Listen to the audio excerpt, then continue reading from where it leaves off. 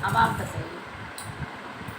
मतलब उनका कहने का मतलब अब मेरा ये है कि भाई देखो, एक तो मायके की चीज़ है और दूसरा चीज़ मायके को ये ससुराल का चीज़ होता है। जैसे कि अब अभी तो मैं इसमें बैठी हूँ, भाई जो नया है उसकी बात अलग है, लेकिन आने वाले समय में वो ओल्ड हो जाएगा, वो फिर पुराना दिखने लगेगा, फिर कुछ नया वर्जन आ जाएगा, तब क्या करोगे? तो इंसान ऐसे बदलता रहता है। अरे कम से कम हमारी पीढ़ी तक तो चलने दो। और दूसरे सोफ़ा वगैरह ऐसी चीज़ है ना, बहुत सारी उनको जगह चाहिए। तो मैंने अपने सोफ़े को पॉलिश करा लिया है। अभी तो मैं नहीं चेंज करूँगी, अभी फ़िलहाल चलेंगे। मायके की चीज़ है और एकदम फर्स्ट क्लास है, कोई दिक्कत नहीं है।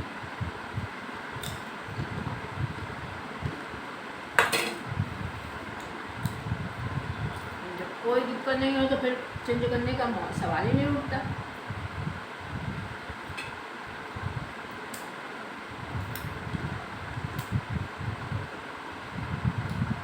पिंटू भैया कह रहे थे दीदी सोफ़ा दूसरा बनवा लीजिए, क्योंकि वो स्वयं बनाते हैं।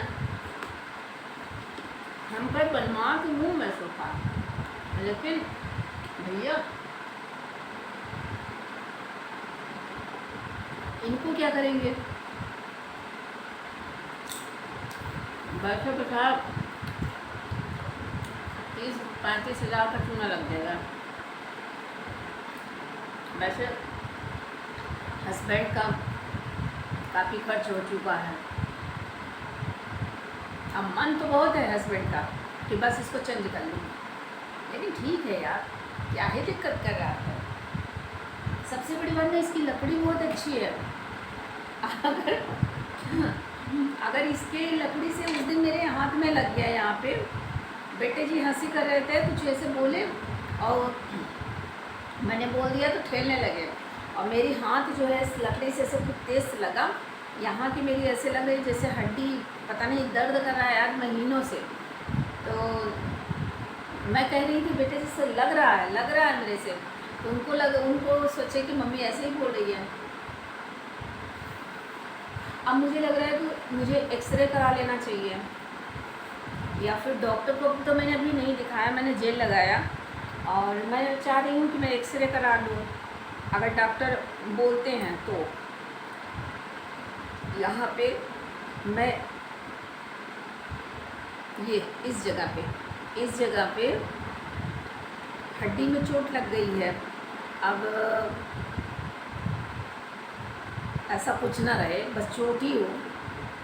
वैसे मेरे पास आमा हल्दी है, तो मैं सोच रही हूँ उसी को एक दिन दो हल्दी और आमा हल्दी और प्याज एक दिन करके इसको बांध लूँ रात में, हो सकता है, क्योंकि मैं अब डॉक्टरों से भरोसा मेरा उठ गया है। डॉक्टरों के पास जाना नहीं चाहती हूँ, क्योंकि ना जाने देना चाहती हूँ। ऐसे 2-3 केस ऐसे सुने, अभी चाचा जी ख़त्म हो गए अचानक से, कुछ नहीं, बस डायलिसिस करा लीजिए, ये करा लीजिए, जो कि कभी शिकायत ही नहीं था इस चीज़ का। अचानक से ना कभी दवा खाना ना कुछ करना, बस अचानक से ये हो गया, डायलिसिस हुआ 4 से 5, उसके बाद बाहर भेज दिए दिल्ली, गुड़गांव, वहाँ से फिर वो वापस नहीं आए, उनकी डेड बॉडी है।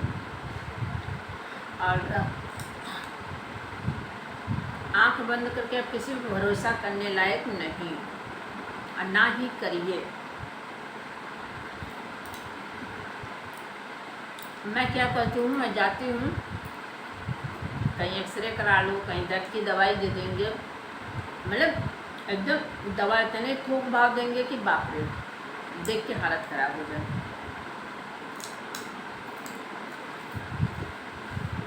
ठीक है कुछ। और हमारी माँ ठंडी में तबीयत उनकी ख़राब हुई थी, आईसीयू में जाने नहीं दे रहे थे। मेरी माँ प्यास के मारे ऐसे हम लोगों को जाने नहीं दे रहे थे, अरे नहीं ज़्यादा नहीं मिलना है, और मेरी माँ प्यास के मारे मर रही थी।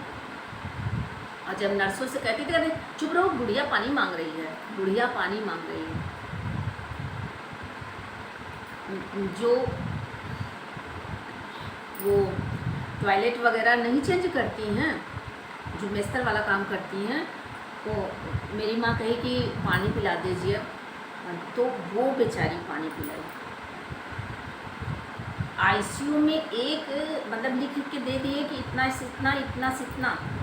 आप अगर दवा नहीं है, पैसे नहीं दिए, तो जल्दी से मरीज को बाहर। लेकिन मरीज को, जो घर वाले हैं, उनको अंदर नहीं जाने देना है। तो और यही कंडीशन मेरे पापा के साथ भी हुआ था। तो अब मेरा जैसे, अब उन लोगों से भी मैं कहती हूँ कि भैया दवा खाइए, जो दवा दिया गया है, जिससे मतलब ठीक नहीं होना है भाई दवा खाना है, उस दवा को एक भी दिन नागा मत करिए। अगर डॉक्टर कहे हैं तो फिर आपको आराम मिल रहा है और आपकी बॉडी को राहत है, तो उस दवा को मत बंद करो। और जैसे कुकर में कहते हैं कि अब डॉक्टरों की ही बातें हैं, क्या सही क्या गलत, कि कुकर में जो झाग वगैरह रह जाता है, इस वजह से ब्लड प्रेशर हाई हो जाता है। ये ब्लड प्रेशर के लिए बहुत ज़्यादा खतरनाक है। और बहुत सारा लंग्स मंग्स क्या क्या।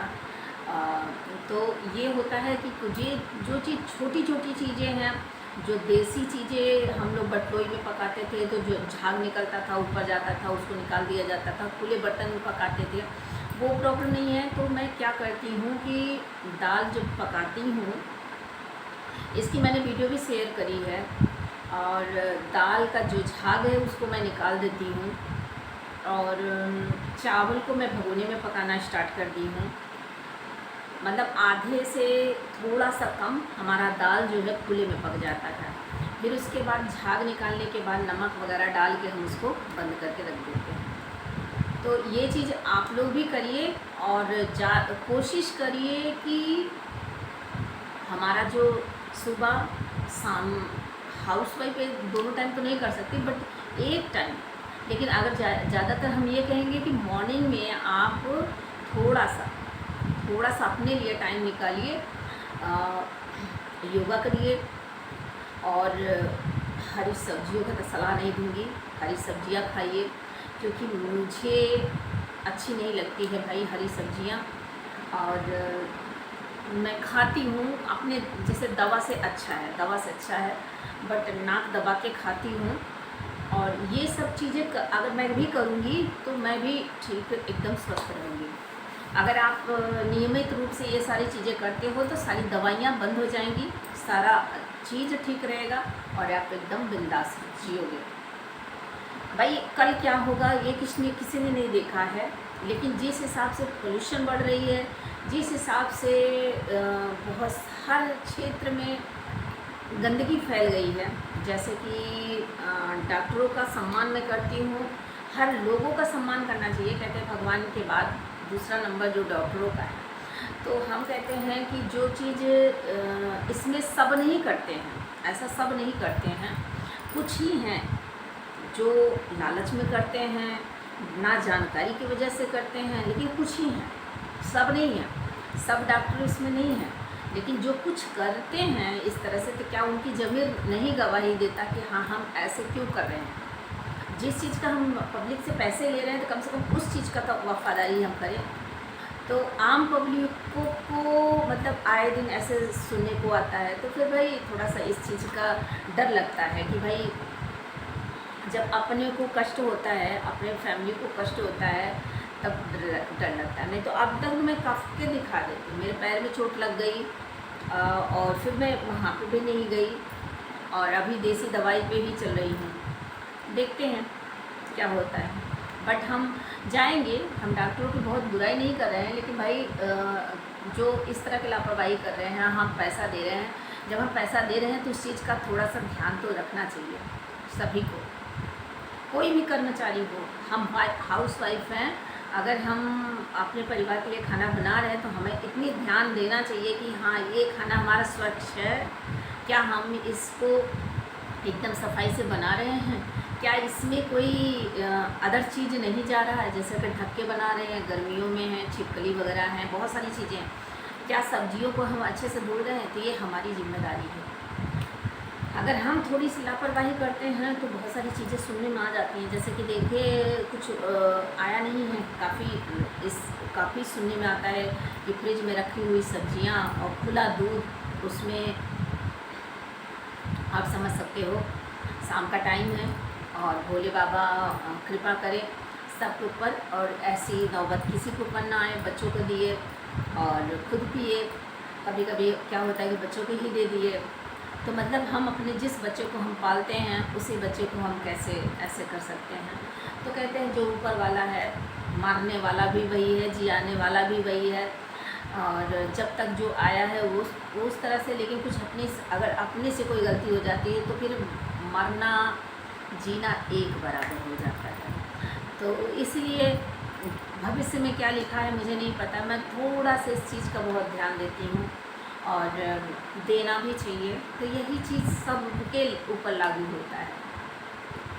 जिस चीज़ के लिए जिस चीज़ को हम कर रहे हैं वो कम से कम ईमानदारी से करें। पिंटू भैया हमारे यहाँ काम कर रहे हैं, हम सोचते हैं कि भैया इनको चाय नाश्ता पानी, इनका सम्मान सब कुछ करें, ताकि एक तो पहली बात इंसान है, दूसरी बात हमारा काम थोड़ा सा अच्छा करें। हम पैसा भाई इनको जितना ये कह रहे हैं उतना दे रहे हैं, तो थोड़ा सा हमारा काम अच्छा करें और बस, और कुछ नहीं। तो चलिए हम मिलते हैं नेक्स्ट ब्लॉग में। आई होप कि आपको ये ब्लॉग अच्छा लगेगा और मेरे चैनल को आप फटाफट से सब्सक्राइब करो, बेल आइकन को प्रेस करो, नई नई वीडियो देखनी है तो। और गर्मियों तो बहुत बड़ी है, बहुत ज़्यादा, और अगर बेल आइकन को प्रेस कर लेंगे तो मेरी जो वीडियो की नोटिफिकेशन है वो आपको चुटकियों में मिलती जाएगी। तो फिर आपको सर्च करने की कोई ज़रूरत नहीं पड़ेगा और फटाफट से आप मेरी वीडियो देख सकते हो। बाय, स्वस्थ रहो, हैप्पी रहो, हेल्दी रहो, मुस्कुराते रहो। मिलते हैं नेक्स्ट ब्लॉग में।